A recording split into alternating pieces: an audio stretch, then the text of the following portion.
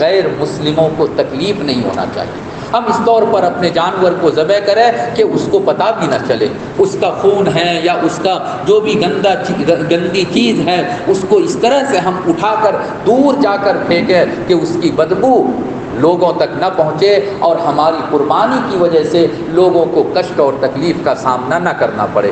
یہ قربانی کا دن قریب آ رہا ہے۔ جو لوگ حج کے لیے گئے ہیں، اللہ تعالیٰ ان کا آنا جانا بالکل آسان فرمائے، اللہ تعالیٰ ان سب کو مقبول مبرور حج عطا فرمائے اور ان سب کی دعاؤں میں اللہ ہم سب کا حصہ نصیب فرمائے۔ میرے بھائیوں، جس کی قسمت میں ہوتا ہے وہی جاتا ہے، وہی جاتا ہے۔ ان کی قسمت میں تھا، اللہ نے ان کو بلایا۔ ہم اور آپ دعا کریں کہ اللہ اگلے سال کے لیے ہماری تقدیر میں بھی لکھ دیجیے حج کو، تاکہ ہم بھی احرام کا کپڑا پہنیں اور لبیک اللہم لبیک کی صدا لگاتے ہوئے اے اللہ آپ کے دربار میں پہنچیں۔ وآخر